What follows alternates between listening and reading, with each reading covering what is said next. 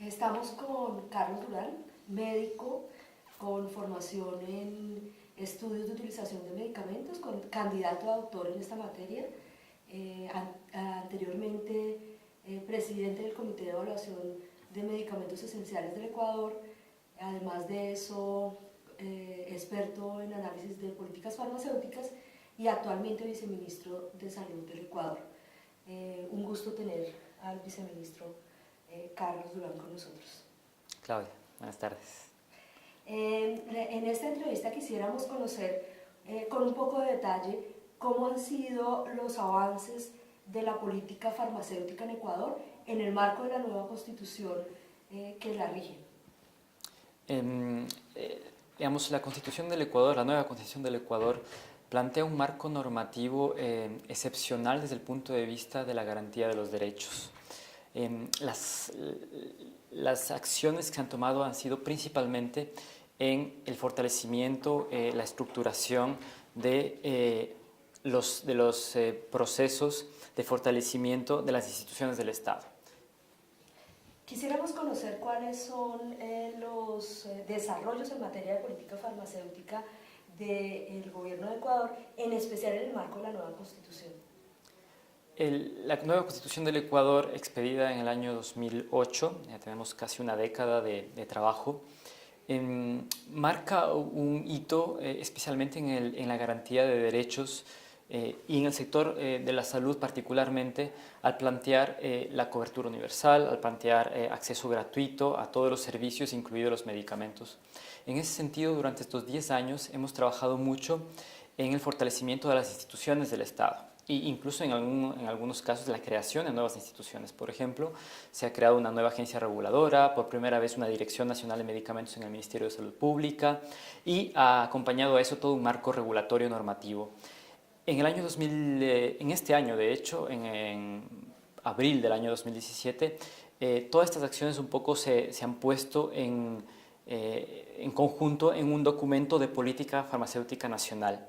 Durante estos 10 años trabajamos con un documento del año 2006 y en el año 2007 aparece ya el nuevo documento de la política farmacéutica nacional con algunas cosas bien innovadoras. El primero es el objetivo de la política ya tiene un enfoque claro en medicamentos esenciales.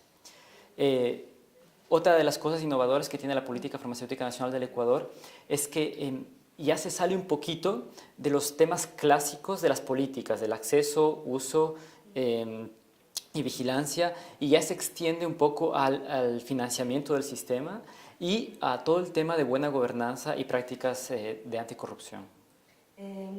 Si hay una garantía del acceso y del derecho a la salud y en especial de la cobertura y provisión de los medicamentos, ¿por qué?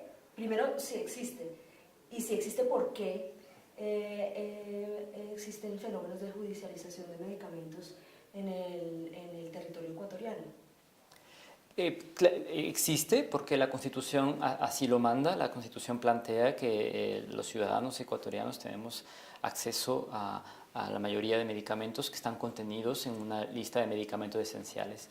El problema en este momento radica en aquellos medicamentos que están por fuera del listado de medicamentos esenciales para pacientes particulares con patologías particulares. Y a partir de ahí hemos empezado a tener problemas de judicialización demandados desde grupos particulares pequeños de pacientes que exigen que el Estado cubra uno u otro medicamento, generalmente en el ámbito oncológico, generalmente en el ámbito de los biotecnológicos, la mayoría de medicamentos, por supuesto, de alto impacto financiero. Y repito, estos son medicamentos que no han sido evaluados y que no están ingresados en la lista de medicamentos esenciales. Y ahí hay que ser claros que la lista de medicamentos esenciales del Ecuador es una de las listas más amplias, incluso desde el punto de vista de su cobertura en oncológicos, que existe, yo diría, en la región y probablemente en el planeta.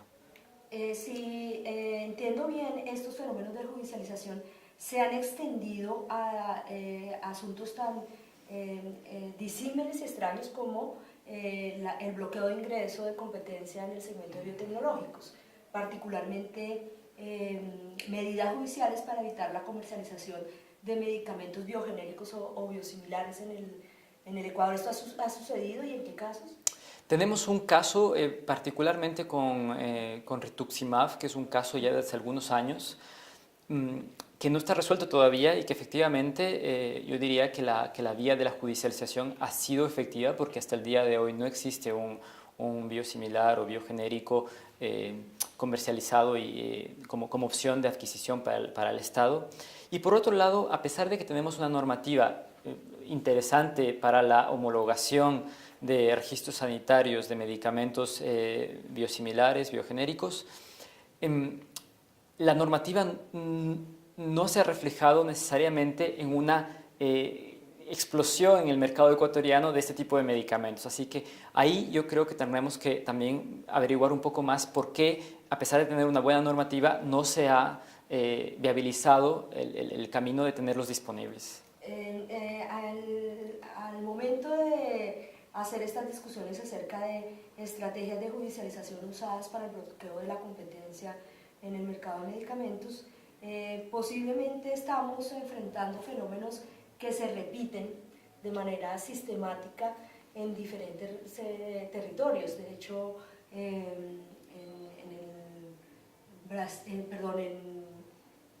Chile, en Perú y en México, y ahora que nos cuenta el viceministro en Ecuador, están sucediendo casos bastante comunes, pero además con un mismo modus operandi en el bloqueo, en la forma de bloqueo del ingreso de competencia en el mercado de biotecnológicos.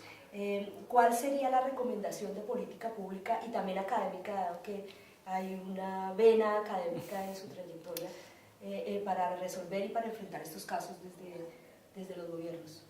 Yo tengo que aprovechar la pregunta para agradecer la invitación, porque además una de las cosas que me quedó gratamente sorprendido fue de la discusión riquísima que tuvimos el día de ayer a partir de este caso presentado por México, en donde, digamos, es increíble la similitud de las acciones y de las vías que se utilizan para bloquear la entrada de genéricos, biogenéricos en este caso. Yo creo que una de las primeras cosas que deberíamos partir es trabajando en la visibilización de este tipo de casos en la región. Yo creo que deberíamos ponernos como el objetivo como países, intentar hacer visible a través de una publicación, a través de eventos, la similitud que tienen estos casos en los diferentes países de la región. O sea, es realmente increíble ver cómo te van aplicando las mismas estrategias en los diferentes países sin que necesariamente podamos saber o aprender los unos de los otros. Así que creo que este es un primer elemento esencial de este caso en particular, es visibilizarlo. Pues muy bien, esperamos que en cabeza de Ecuador en especial, ante la posibilidad de un evento de una magnitud importante y una relevancia importante que tendrán ustedes pronto sobre estos fenómenos de judicialización, se incorporen estos temas como un mecanismo de aprendizaje conjunto de los países para enfrentar de manera conjunta pero también estructurada los bloqueos que se están utilizando para esta materia. Yo aprovecho como lo último, a partir de lo que tú acabas de decir, es que el día 13 de octubre tendremos en el Ecuador este evento sobre derechos y acceso a medicamentos, particularmente enfocado en judicialización, que esperamos de alguna manera que sea una especie de evento que dé continuidad a lo que hemos discutido estos días en Santiago de Chile. Así que nosotros esperamos que esta discusión se mantenga en el tapete de los países de la región, en América Latina, y encantados de colaborar siempre en lo que podamos como país. Muchas gracias. Gracias.